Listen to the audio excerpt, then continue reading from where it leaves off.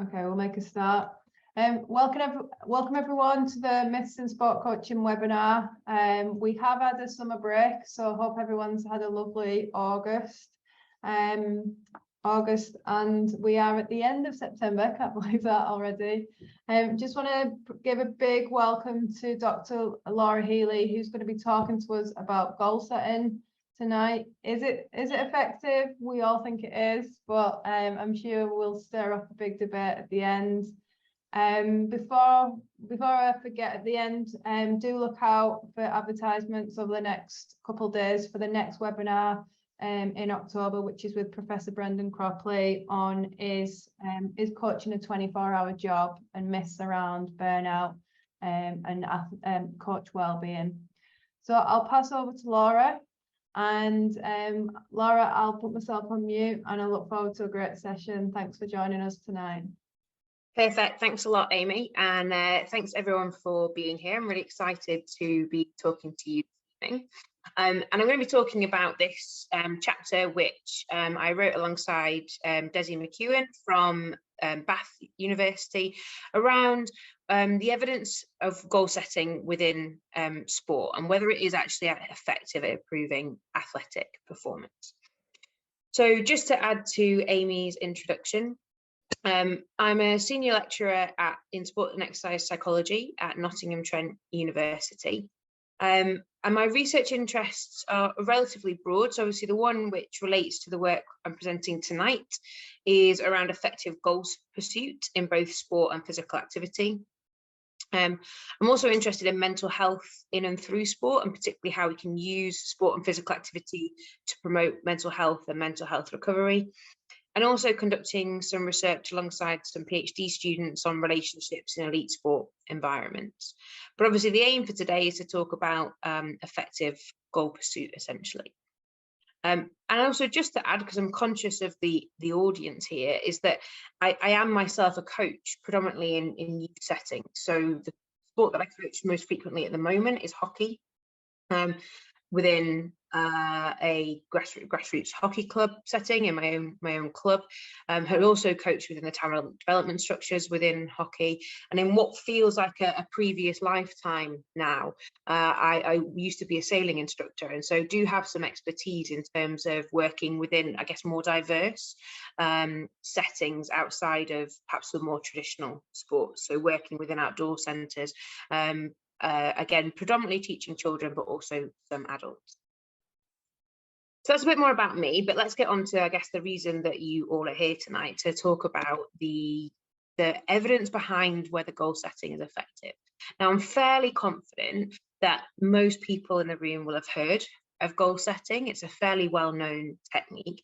And I'm also pretty confident that things like the images on the screen are relatively familiar, either through their sporting practices or also for those of you who may have the careers outside of sport in terms of perhaps in business or other organizations around strategic objectives, both for your own development as part of our appraisal or performance management processes, as well as organizational goals. And we tend to have this quite simplistic view of goal setting is about setting some goals, working towards them, and then we reach it and life's great and it's all really, really brilliant. And certainly that's the message which I think lots of us get within the contemporary but popular literature around goal setting and how it might be understood within sort of popular knowledge. I also imagine that most of you in the room are familiar with the SMART acronym. So goals being specific, measurable, attainable, relevant, and time-bound. And this comes again from generally organizational settings. What's interesting with SMART is actually there is very little underpinning evidence to support it. It comes from a paper which wasn't particularly related, well, it wasn't at all related to sport, and it also was actually just a proposal by someone. It wasn't a piece of research which conducted and said, okay, this is where goal setting is most effective.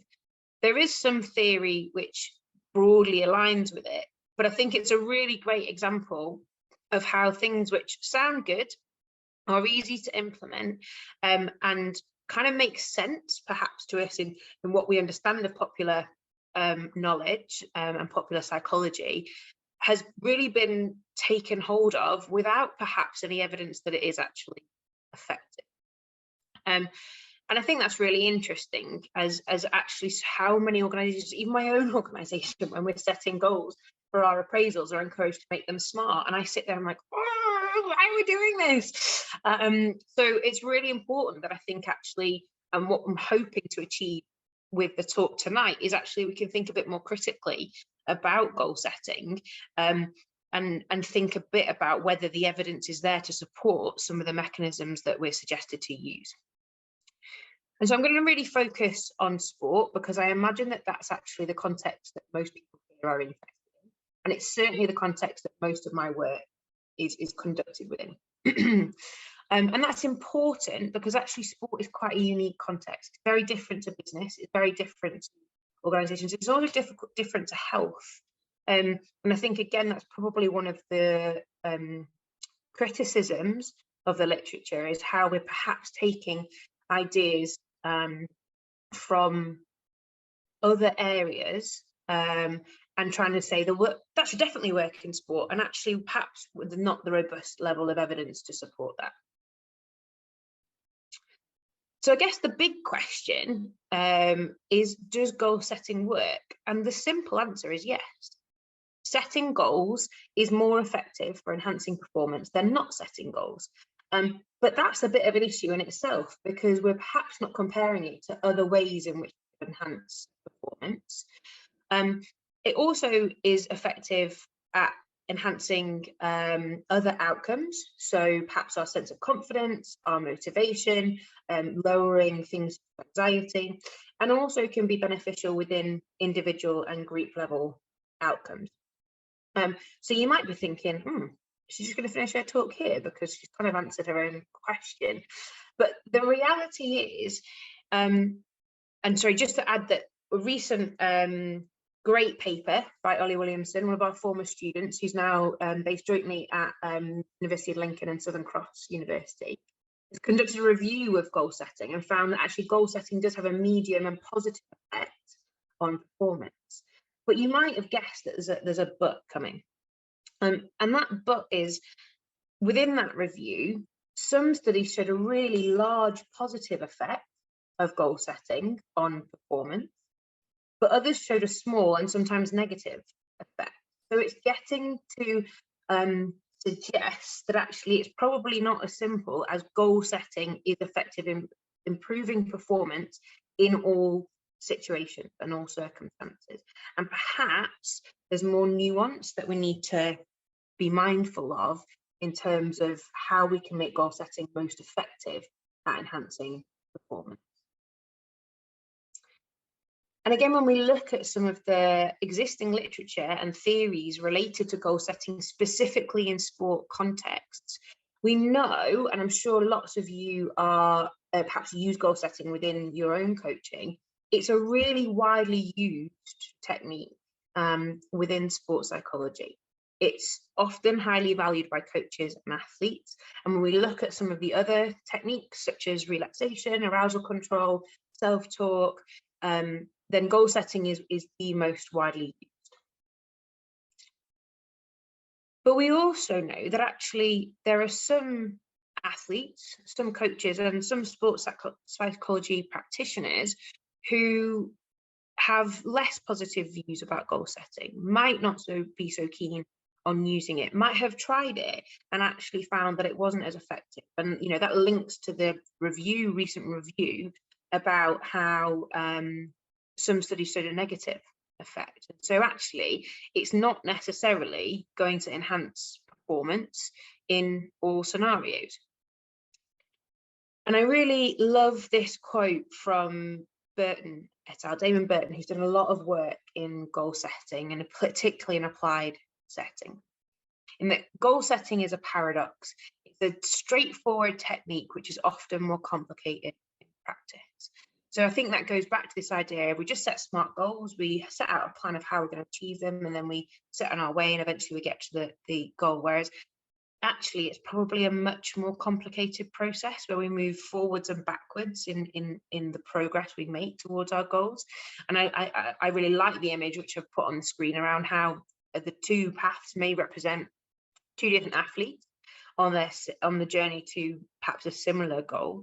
It actually could also represent the same athlete on their progress towards different goals, and how sometimes that can be quite a messy affair. And so it is much more complicated in practice. And what I'm hoping to get out of tonight, and certainly what we alluded to within the chapter that Desi and I wrote, is that perhaps there are more things which we need to be considering. I guess I want to touch on now, how did we get to this place where goal setting in sports settings was perhaps not as well supported by the evidence as we might think it to be, given it's so well known and so widely used. Probably the first reason is the prevalence of a particular theory, so goal setting theory, which I don't have any problems with per se. I think there's lots of really good things in goal setting theory, which relate to things about how specific and difficult goals might be more effective for performance, how things like feedback, the type of goals, and the sort of level of engagement and level of commitment towards goals can be really, really important. The problem with goal setting theory is actually it's very well established really within psychology, but actually the vast majority of the research supporting it comes from business and organizational contexts. And most of the evidence or suggestion of evidence related to sport actually fails to support lots of the key tenets of goal setting theory. And there have been some suggestions throughout the past 3 to 4 decades as to why that has been. But actually, again, we conducted a review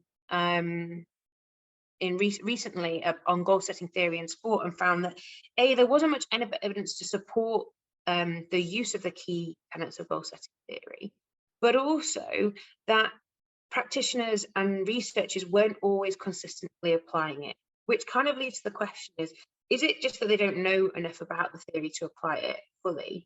Or is it that they're choosing not to apply those tenets because it isn't relevant to them and it isn't relevant to the athletes that they work with? We don't really have an answer on that, but I think it's an interesting question to pose. The second reason, and it relates to the first one, is the nature of sport, both in terms of it's a very unique context compared to business and organizational settings. Goals may be more complex and also more difficult to control depending on the type of goals being used. And there are probably more factors to consider when we're thinking about how to make goal setting effective. The other challenge, I think, with goal setting research in sport is that actually it's really tricky to conduct good quality research in goal setting. And I think of the recent reviews that have been done, that's been highlighted by both myself and by Ollie Williamson in terms of the quality of the evidence that we're seeing. The reason that's quite tricky is we're working within an applied context in some of these studies. So there's some ethical challenges. Is it ethical to do goal setting with one group of athletes and withhold it from another when we know that goal setting might be effective for that athlete? And there are challenges in recruiting larger samples in order to be able to test some of the key theoretical perspectives, especially if you're working with one squad. If you're an applied sports psychologist, you might not be able to work with another team, partly because of contractual reasons. You might be contracted to that team specifically, or you might not have the time to work with multiple teams over a season. And also, in terms of the evidence, lots of it comes from relatively short-term interventions. There aren't many studies which are conducted over a longer period of time, such as a competitive season. And so when we're thinking about the research in sport specifically, actually the evidence overall, the quality of that evidence is in my opinion, and in the opinion of others, is relatively poor compared to perhaps other areas. Having said that, we have identified, as I've just said, some challenges in how we make it better. So it's not necessarily an easy or quick fix. And I think the other reason why perhaps the recommendations that we know of within applied goal setting are at this point a bit limited is, I think, as relating to my first point, there's been a dominance of one theory and perhaps some others have been overlooked in terms of how they might apply and how they might be used within applied recommendations. And so it's challenging because people are so familiar with processes like SMART that it's tricky to then suggest other aspects which might feel a bit more uncomfortable for people, and translating those theories into those easy sort of recommendations that people can use. And I guess where I wanted to sort of lead to is, because you're probably sitting there and thinking, like, should I not be using goal setting? What is she talking about? Like, I use this all the time with my athletes. I think it works quite well. And I thought I was going to hopefully get some useful tips on how I can make it better. And all she seems to be talking about is how rubbish the evidence is. And I don't really want to leave you with kind of that sense. And so what I'd like to talk about is some things which I think you could try in your goal setting practice. And with these, I've tried to identify things which I think are well supported by the literature. Now, I say well supported with a fairly generous pinch of salt, because I still think that there are some limitations in terms of the quality of the evidence. But the things I'm about to go on and talk about are the areas where I think there is some growing evidence to support actually how we might go about things. And I think we can think of this in terms of what we might do with athletes and how we might consider their perspective, how we might consider the characteristics of the goal, and also what we might do as coaches in order to best support our athletes. And I think the first thing to think about is a set of key questions that you might ask in relation to these. And for some of them, there are not necessarily right or wrong answers, but actually asking these questions in the first place might make your goal setting practices more effective. And equally, you might be sitting here and say, okay, I don't really use goal setting with my athlete necessarily, but you could even apply some of these probably to yourself and your own goal pursuits. So when we think about it from the athlete's perspective, what are their views on goal setting? Do they view it as an effective technique? Do they have any preferences on the types of goals that they generally like to set? What are their views on the specific targets that you might be working towards? And how committed are they to the goal? How important is it to them that they try to achieve this?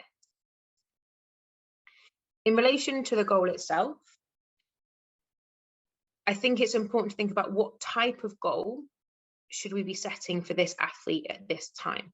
I'm going to touch a little bit on types of goals in a second, but again, I don't think that there is an answer as to, or at this time you need to do this goal, this athlete. But again, at least asking those questions in collaboration with the athlete might help you to think about what's going to be most effective. With what motives is the athlete pursuing the goal? How do they feel about it? Are they pursuing the goal because they enjoy it, they find it interesting, they think it'll be beneficial? Or are they pursuing it just because you've told them to as a coach, or because they feel under pressure to do so? Perhaps they'd feel really guilty or anxious if they didn't follow it. That can have a big impact on their progress towards a goal and also their well-being. And also, how difficult should the goal be? In some instances, we might want to set a really challenging goal, but in other instances, actually a goal which is stretching the athlete, but they can feel competent and successful in, might be a better position. And as coaches, we probably want to think about the feedback that we're giving on goal progress and goal pursuit. What type of feedback are we giving, and when are we giving it? Also thinking about whether these are the athlete's goals or whether they're just interpreting what they think your goals are and that they should be pursuing similar goals. And also thinking about the kind of environments that we can create in order to facilitate the most effective goal pursuit. So I'm going to spend a little bit of time focusing on these areas in a little bit more detail. And as I said, these are the areas where I think there is better quality evidence to support some of the things I'm going to suggest. And hopefully that's going to give you some recommendations on how you might be able to enhance the quality of your practice. So if we're thinking about the athlete's perspective, then as I said, there is some evidence, not a huge amount and not necessarily the highest quality, but there is some evidence that athletes have preferences for different types of goals, and that aligning those preferences with their the type of goals that they're setting might be more effective. And that some of these things that we're going to talk about might sound a bit contradictory, and that's because they haven't necessarily been tested altogether. But certainly there is some evidence that some athletes prefer setting goals which might focus on strategy or technique, whereas others focus on performance and focusing on achieving a specific time or meeting a specific performance outcome. There's also some evidence that we need to avoid a one-size-fits-all approach, and actually it's more likely that there'll be a right goal at the right time for each athlete. And the other thing which I think there's slightly more evidence from, both from within sport and outside of sport, is that fostering commitment to the goal is important. And one way we can do that is by involving athletes within the goal setting process, which I'm sure a lot of you are doing already. But making sure that they are committed to those goals, that they see the value in them, that they recognise why they might be important. In relation to the goals themselves, the review by Williamson et al. Suggested that actually process goals, so these would be goals which are focusing on enhancing technique or strategy, are more effective than other types of goals at enhancing performance and also enhancing some psychological outcomes, such as the belief that people are going to be successful. And this is quite interesting because traditionally process goals would be seen as sort of stepping stones to reach a higher level goal, perhaps one which is more related to a specific performance target or a particular outcome, such as winning. But actually what this recent review suggests is that they can be pretty effective, in fact more effective than the other types of goals on their own. And so actually focusing on those goals on technique and strategy might be more effective. Again, I caveat that a little bit with it might depend on the athlete, it might depend on the situation, but I do think we're starting to get some more robust evidence that setting these goals which are more process oriented can be effective for performance. One area where I think there's relatively robust evidence, I'm going to be open about my bias. This is where a lot of my research has done, so I'm not just saying it just because I've done it, but other people are doing it too, and I do think there's quite robust evidence in this area, is that the motives underpinning the goal, and in particular when people are trying to achieve a goal because they enjoy it, because it's interesting to them, or the outcome is interesting and they perceive that there'll be benefits of pursuing the goal, leads to higher levels of goal attainment, also more flexibility in goal pursuit, which is important because we know that it's not a straight path and things may need adjustment, but also benefits their well-being. What we want to try and limit are people pursuing goals because of internal or external pressures. So because of feelings of guilt or anxiety if they don't pursue the goal, or because of the expectations of others. And the final piece of evidence when I think about the goal is actually, as much as possible, we want to try and make these goals self-referenced. So focusing on the improvements relative to someone's own performance rather than comparing it to others. And that, again, in the Williamson review, has shown to be successful in having lower levels of anxiety. There are other goals other than SMART goals. So we're starting to get towards ideas of something called open goals, where it might be seeing how well you can do in a particular task rather than trying to achieve a particular outcome. Also things like do your best goals, so do the best as you possibly can, which would be another example of a non-specific goal. That hasn't really been looked at in the literature in relation to other types of goals like process or performance goals. And again, there isn't necessarily robust evidence on one or the other, but what the evidence does show us is specific goals are not necessarily better than non-specific goals. And I think that comes back to just setting the right goal for the right athlete at that right time. In terms of coaches, there are several ways in which I think the evidence suggests we can support athletes in their goal pursuit. So one of the most consistent is providing feedback, and actually a lack of feedback from a coach can be considered to be problematic and lead to sort of less successful goal pursuit. So thinking about the feedback that we're providing to athletes about the progress they're making, and also thinking about what kind of feedback at what time, and also dependent on the athlete. So in some circumstances, it might be better to highlight to somebody how much progress they've made since they started pursuing the goal. But in other circumstances, it might be better to focus on what they've still got left to do.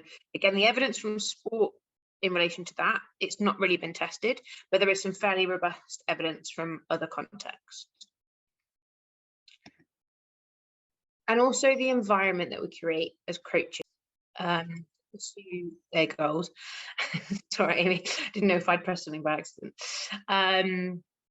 So what the research suggests is that actually we can foster those autonomous motives for goal pursuit that we know are really important by supporting athletes' basic psychological needs. So making them feel more autonomous, making them feel more competent, and helping them to build connections both with you as a coach and also with other athletes and those around them. And we can do that by providing rationale for the activities or providing rationale for the goals themselves, offering some choices and involving athletes in that goal setting process, and also acknowledging the athletes' perspectives. And this is probably a broader issue, and I'm sure lots of you are already creating those kind of environments, but there are likely to be benefits for not just goal pursuit, for a whole range of outcomes in relation to creating those, what we might term, autonomy supportive environments. So I just want to finish off by suggesting that actually, and I really like this picture because I think it really displays kind of what we might be working towards when we're pursuing a goal. And it's not a straight path. It might have some ups and downs.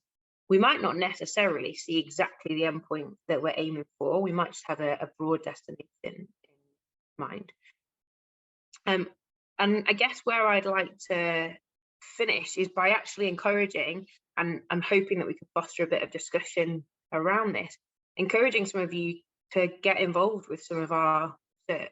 I think in particular what we need within this area of research is more input from those who are on the ground, perhaps using goal setting on a daily, weekly, monthly, season-based frequency, to help us understand what works and what doesn't work, rather than, and there are still benefits for researchers, you know, passing on information, but I think actually we need to meet in the middle, to talk to people who are engaged in goal setting regularly, to see what they find useful and what they don't, what works for them in what scenarios and what doesn't.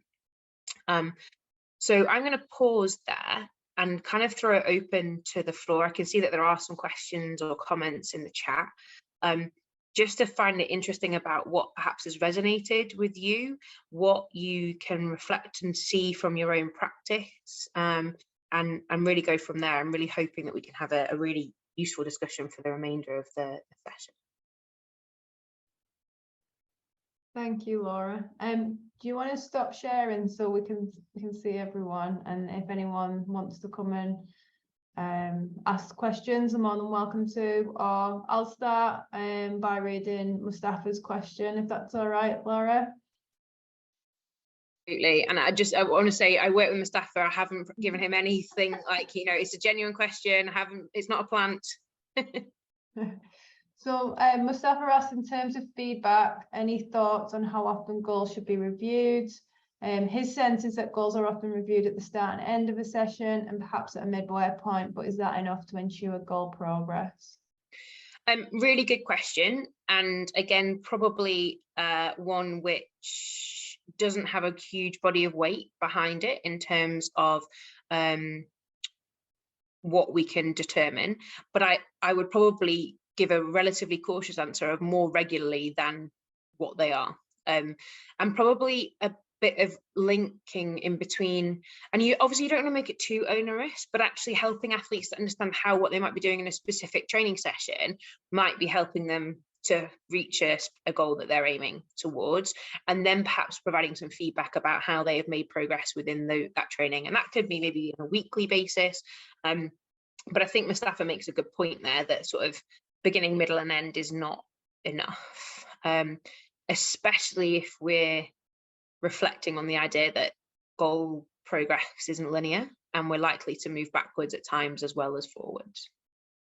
Cool, great answer. I've got so many questions, but I'll let the floor ask them first, and then I'll come with mine. But I think I'm going to jump to Don's question because it links to Mustafa's around. So Mustafa's asked around, should we do more of it? But then Don's asked, well, is there a way of avoiding like goal setting fatigue? Can we do it too much? Probably yes. Again, this is probably based on my general sense rather than anything which comes specifically from literature and evidence. But I think it's, again, probably something which is individualized to the athlete. I imagine some coaches have some, this is the target for this session, this is the goal for this session. And that can be useful sometimes to help maintain focus, but equally it might be overwhelming. And it might be about thinking about how some of those goals can link together. Again, generally within the literature, although it hasn't necessarily been fully supported in the evidence, is that we can use combinations of goals. And so actually perhaps having an overarching goal that we're trying to achieve with some smaller goals underneath, which might break it down into those smaller steps, might be useful. And that might be helpful for avoiding that kind of fatigue, because it's almost about, okay, that's the big goal, that's what I'm aiming for, and here are some smaller goals as to how I can get there. Yeah, thanks. Next question is the difference between targets and goals, or is that just wording? I would imagine it's semantics a little bit. I guess for me, if I'm thinking about the semantics, I would say a target sounds a little bit more like something that's been set for me and that I may not be necessarily invested in. Whereas a goal and aspiration generally, I think could relate more to something which I personally endorse or is important to me. But again, I'm not sure that there's necessarily been much of a distinction in the literature around that. Yeah, a great point. And that leads me to think about, so as a sports psychologist, when I'm working with athletes or clients, I ask them, what's your goal? And do you think there's an importance around, trying to create ownership and getting the athlete to be independent also in their goal setting ability? I wouldn't say independent, because I think actually having the input of others is important. Probably interdependent will be better. Definitely, I think athletes need to have some level of ownership and personal endorsement of their goals, linking to those sort of autonomous motives that we know are so important. That doesn't mean that we shouldn't sort of work collaboratively with athletes to set goals, because also, and again, I think we can probably, I can certainly personally resonate that actually if I work with someone to set a goal, I might set my goals too high, and that's going to be really demotivating for me when I don't make the progress towards them that I would like. But also I might set them too low. And so I think having that sort of perhaps a sounding board or someone to offer a bit of challenge in, well, okay, why that and not this? But I do think athletes being involved in the process and having some ownership over it is probably really, really important for it being successful. And I imagine that's what lots of people are doing in practice. anyway. We hope. Yeah. JP, can I ask you to ask this question to Laura yourself? Just, I don't want to kind of misinterpret. JP, you still there?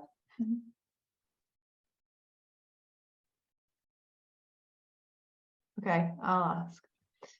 JP's got no mic. So JP says, as a coach, he loved the chapter, but as a student, he's got a course-related question. He or she, sorry. What is the relationship, if any, in brackets, evidential or not, between goal setting and motivational theory, specifically as described in achievement goal theory? I feel like I'm helping someone answer their coursework, but it's a really interesting question, and I think goes back to my point about how goal setting theory is dominated at the expense of other theories. So achievement goal theory being one of those. In terms of the relationship, there are probably some links that we can draw upon. But actually, I think what's really interesting is when you look at the recent reviews in goal setting, and specifically the one conducted by Williamson et al., actually they suggest that that the other theories, and we might broadly call them self-regulation theories, so ones which draw from motivation and sort of trying to enhance the quality of people's experiences, actually there's more evidence to support them as being effective in goal setting than those from goal setting theory. I think the challenge is actually how do we translate some of those recommendations into those easy to pick up guidelines like SMART, which I probably sound really negative on, and it's just that actually I think it's used too widely. There are times when it probably is a really effective approach, but we use it all the time, and that isn't the best one. So I'm not sure if I've answered your question, JP, because I don't think there's necessarily really strong overlaps, but there definitely are links, and actually it's probably worth considering how other theories such as achievement goal theory, self-determination theory, if you're familiar with that as a student, and more specific goal related ones such as the self-concordance model, might be better ways to understand effective goal pursuit than goal setting theory. Awesome. What I'll do, Laura, is I'll ask the next couple of questions, and then maybe we can ask a question to the group as coaches. That'd be great. Okay, great. So John says, if the goals are process based on action/behaviors, should they be continually reflected upon? I'd probably say no, sort of linking to Don and Mustafa's point around we don't want to get to that fatigue point, and also we don't want to overload people with feedback. If we think about every time they try and attempt a particular technique, if they're given feedback all the time, it can be really tricky for them to work things out for themselves. But equally, we probably want to give some feedback through the course of a training session, perhaps on how they're doing. I do think there should be some reflection on whether those goals are still the right level. So actually, have we met this goal, and whether we need to be moving on, or actually we've not quite met it, but maybe we need to work on it in a different way or adapt it. But I think Don's point, we have to be a bit careful about spending so much time on it that we lose some of the other aspects. Right. Thanks, Andrew, for putting the link to William's paper there. Thank you. I keep on mentioning it, but it's really new and it's really good. Awesome. Johnny says, if in a group or team environment, can we set specific individual goals for the individual which aim for team improvement? If so, what if performances don't improve, and how might you maintain group cohesion? A really great question. And I didn't touch on this because I didn't want to have too much information, but actually the evidence on goal setting in team environments is probably even worse than the evidence on sort of goal setting in individual environments. So it's really tricky to say from an evidence perspective. I think I would probably go back to some of those questions of like, do the individuals in your team want to be set goals which relate to team level goals? do the individuals within your team endorse team level goals? Are they really important to them as an individual? And we are starting to do some work on this. We just haven't got the findings out there yet.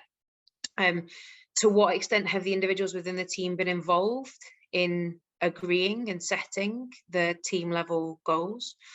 And that would probably have some of the knock-on effects of, if performance doesn't improve, people would still feel cohesed because actually they feel committed to the team. And there's definitely some other really interesting things at play within team goal setting. So things around the social identity, so the extent to which people feel that being a member of that team or group is important to their sense of identity. We know that that is definitely related to how people can pursue their goals, and also and also thinking about the sense of which the team is motivated in the right way. So how do I feel that actually my team are pursuing this because we think it's important, rather than just I? So again, Johnny, I'm really sorry that I probably haven't given you some really specific answers, but it's because actually there isn't very good quality evidence on it.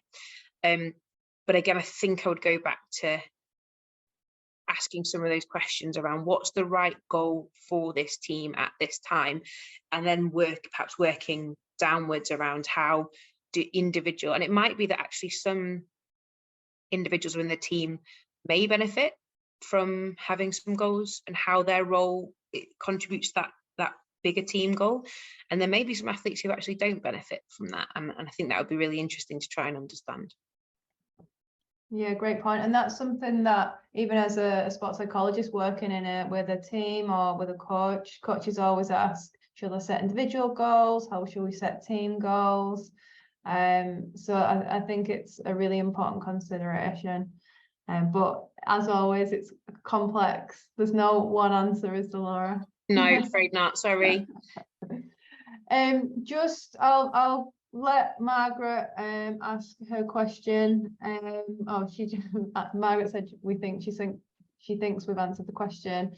And I'll come to Matt's question on what are your thoughts on whether goal source / determination, self-set, assigned, or participatory set can affect goal effectiveness?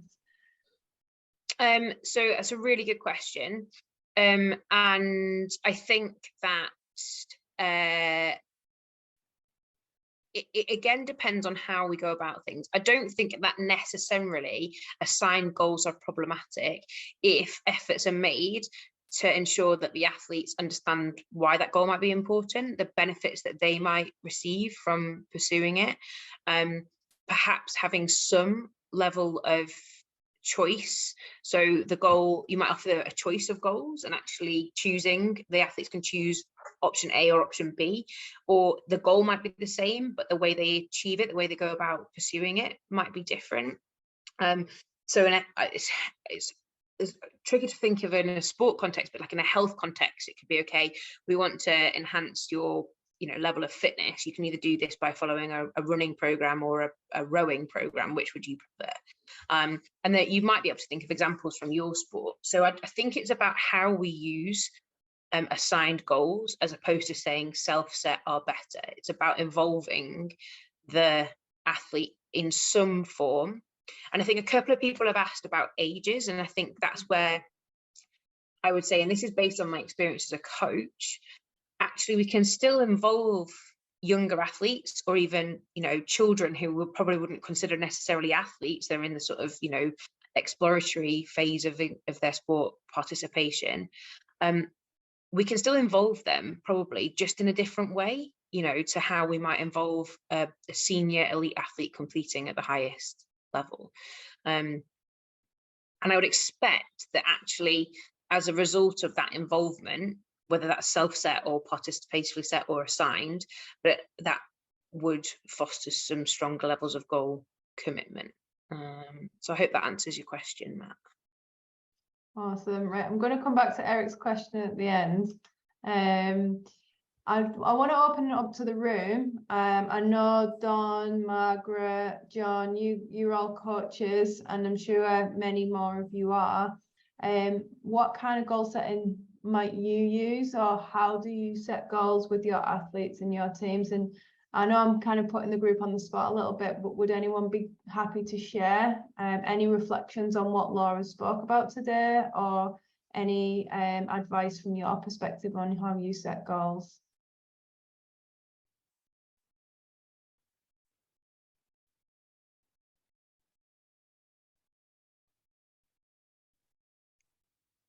Thanks, Nick.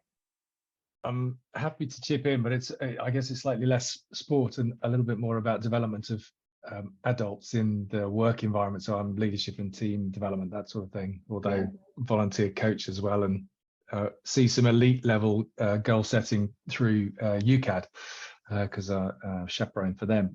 I guess what I find is that people, grown-ups, come to a development opportunity and they're really unclear about what they want to get from it. So I actually haven't spent the time or been nudged to spend the time to go, what's valuable out of this situation for me? What do I want to focus on? Partly, I think, because of the slight pain involved in adjusting off the back of a training and development program, where they have to sort of change their habits and shift their performance a little bit.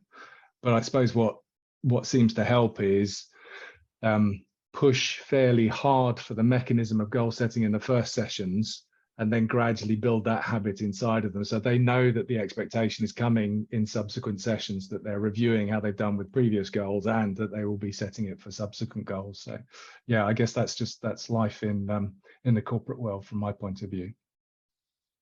Yeah, I think that's really interesting, and I think you kind of touched on some of the things we've talked about how, I guess, are people good at setting goals? Possibly not, despite what is known about them. And also that perhaps we need some help in doing it, whether that's just somebody to bounce ideas off, or to sort of change our reflections, or maybe question why we are pursuing that goal at this time. But I do think also that kind of notion of laying the foundations and kind of making it an expectation, I guess I'd possibly caveat that with if that's beneficial to the individual, because there may be some people who just really don't like that approach, and therefore won't engage in it at all. And I think probably doing myself out of a job here, but I think it's okay if we say that some people don't like goal setting and it doesn't work for them. I think it's okay if we recognize that. That's probably really uncomfortable for lots of businesses and organizations who've built it into their schemes. But I think it probably is okay to say that some people may perform really well without goals. I'm probably one of those, so yeah, I agree. But does that link to the idea of open goals then, Laura? Yeah, probably. But I guess even then it's kind of saying, okay, just see how well you can do. That's still a goal that people are setting. And so it may be that actually some people just don't even want to think about, well, I don't know how well I can do. Like, I just want to go out and do it. And I think, again, there's lots of things which haven't been tested but would interact in terms of, if we're focusing, and this is, some work some of my colleagues do, but not necessarily me, but, if we're setting loads of goals, is that going to actually disrupt some of the automatic processes of performance, where people don't need to think about what they're doing, they just do it? Again, that would be quite interesting. There has been a little bit of stuff on that, but not for several years. So Yeah, great, good point. So we heard it from you first: disregard goals. if it's right to disregard them. Thanks for your question, Nick. Don, thanks for joining in. No, thank you, and thank you, Laura. Really enjoying everything.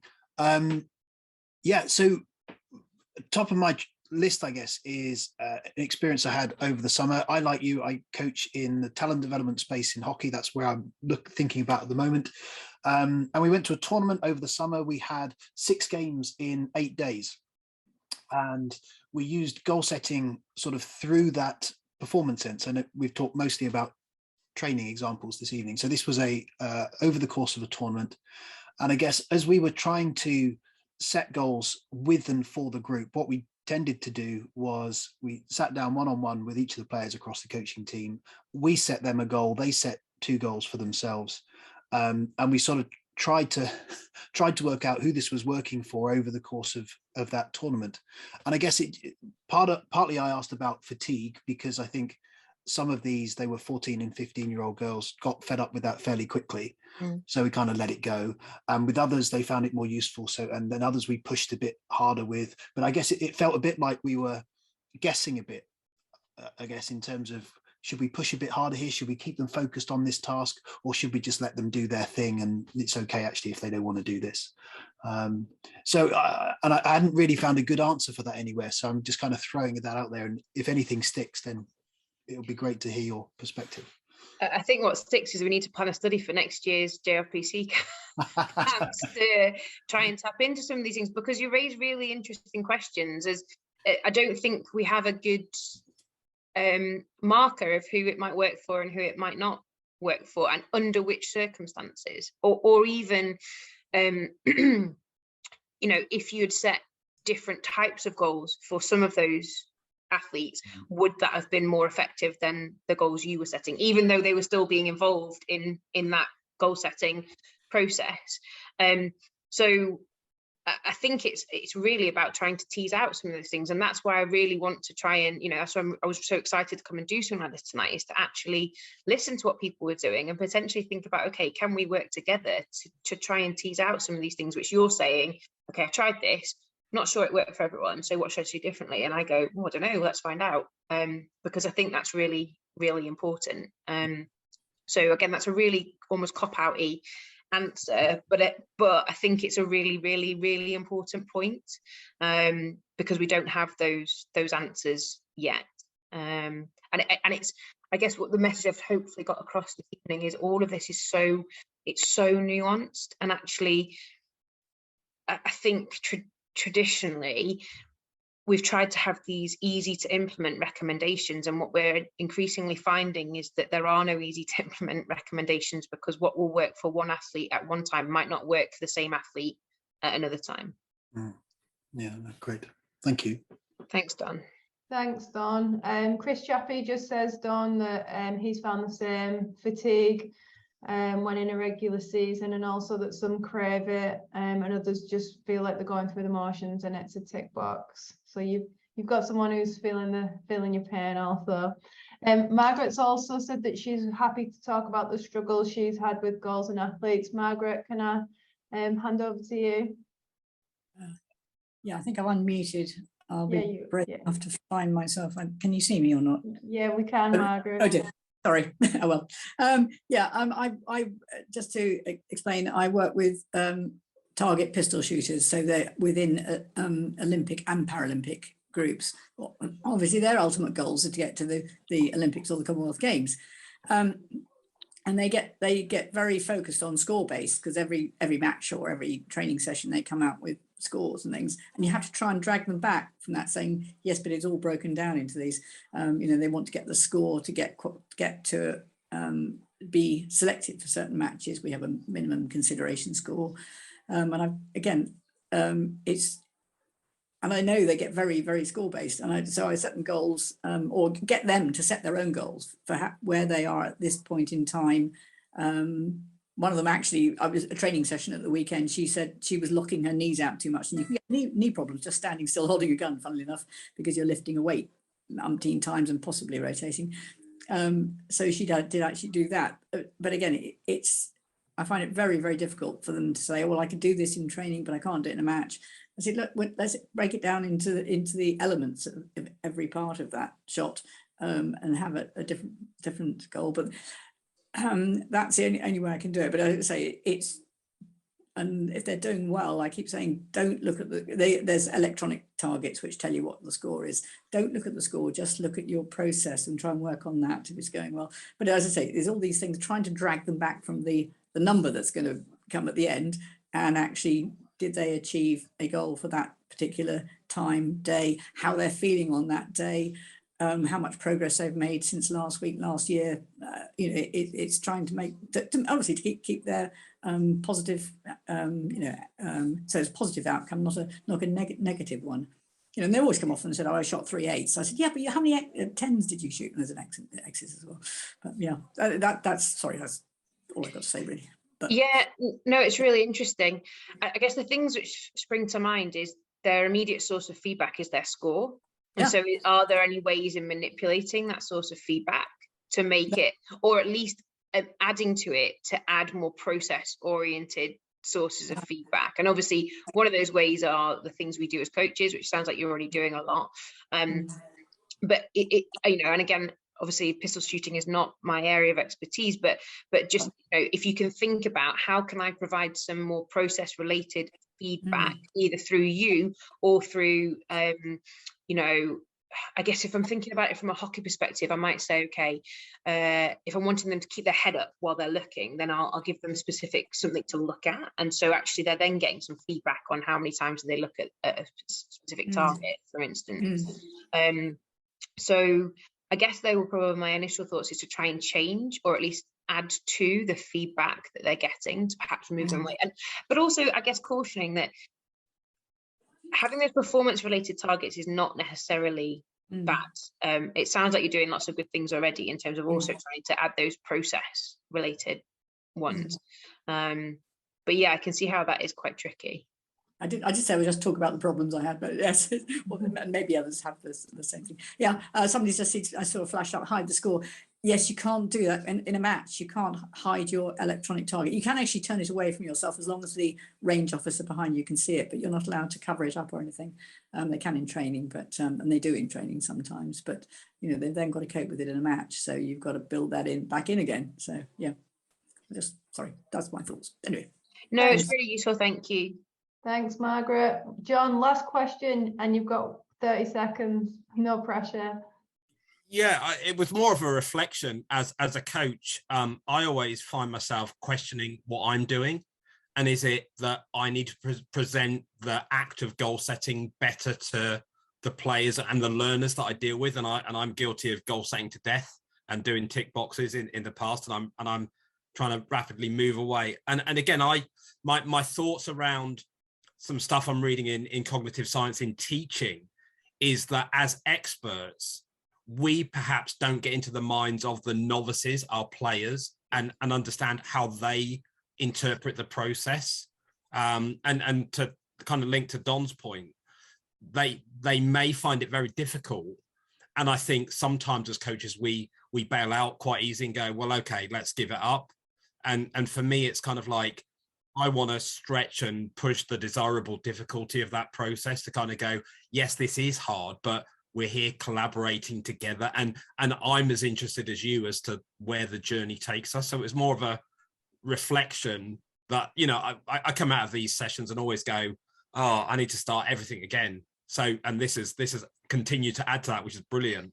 But yeah, I always kind of turn it back to me and go, how can I help them better to engage in a effective target setting, action directed, behavioral process to end with an outcome? Yeah, and I think Nick's just put a really relevant comment in the chat around role modeling, and I actually nearly put role modeling in as one of my recommendations, and then I decided not to, because I just felt that actually compared to some others, I don't think there's enough evidence to support it necessarily. But I'm really pleased that you've brought it up, because I think there are some things. So I think reflecting on what are my goals as a coach, and also reflecting on how they might, particularly if you're perhaps assigning goals, how am I projecting my goals onto perhaps the people I work with, and are they their goals as well, or might other goals be more effective? There's definitely some stuff in the motivation perspective, which says that we can almost like catch motivation from other people. So actually, if I as a coach can be pursuing my goals with the right kind of motive, so because I'm interested, because I'm enjoying them, because I understand the benefits of them, that's likely to rub off on the athletes we work with. So I think that's another aspect of role modeling. And I guess the final thing, John, I'd suggest, and this is certainly a growing area of evidence, but I don't think we've got enough to make really strong recommendations yet, is actually thinking at the skill level is definitely something which sort of moderates the kind of goals which are effective.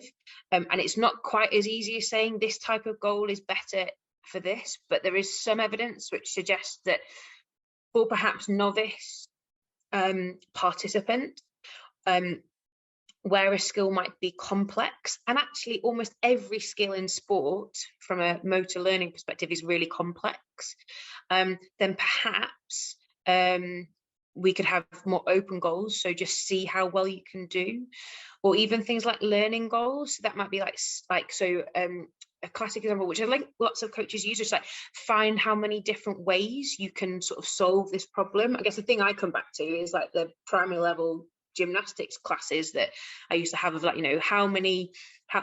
can you make 3 different, 3-point shapes, or can you find, 5 different ways to move across this space and sort of hop and skip and run. And so I think those kind of learning goals where we're focusing on exploration might be more effective, but just as challenging than perhaps some more specific targets. But like I said, I'm not sure we've got a really strong evidence base there yet to say definitively. Laura, thank you so much. I'm going to stop it there. I know we could go on for hours, but I try and keep it to time as much as possible. My head is absolutely full to the brim. I feel exactly the same as John. John, I'm resonate with what you've just said there. From research ideas that we're already working on together to considerations for coaches, and I think one of the key threads that runs through all of these chapters and all of these webinars is it's all about understanding the person that we're working with. It's all about knowing the individual, because there's no kind of one size fits all. I'm not going to ask you to answer this, but Eric did ask it at some point, if you could add something onto SMART, what would it be? So I do have an answer. It was an A. What was it? Alternative. Have you considered an alternative? Like right. I again, maybe a bit of a cop out, but I just think actually just questioning whether the things you've set are best. So A, alternative. Perfect answer. Laura, really quickly, where can people get in touch with you if they need to know more information or want to know more information? So you can follow me on Twitter which is at Laura Healey Bob. I post some stuff about research, some stuff about my cats, which I'm sure will excite some people and bore to death others. Some stuff about Everton, because I'm an avid Everton fan, but hopefully some useful stuff as well. And my email address is laura.healey@ntu.ac.uk. And I would genuinely say, if people are interested in exploring and getting involved in some research, and that's not me kind of trying to recruit you to a specific study, I'd really like to hear what would be useful for you as coaches, then please do get in contact, because I'd love to hear from you. Laura, will you just type your Twitter in the chat for Margaret? And thank you everyone for joining us. As always, thanks for supporting the book. Really appreciate everyone's feedback. And as I mentioned early on, the 26th of October will be the next webinar with Professor Brendan Cropley, and do look out on Twitter for the Eventbrite link. But if you have signed up to our Eventbrite page, you'll be notified as soon as that event goes live. Have a lovely evening, everyone, and hope to see you next month. Thanks everyone.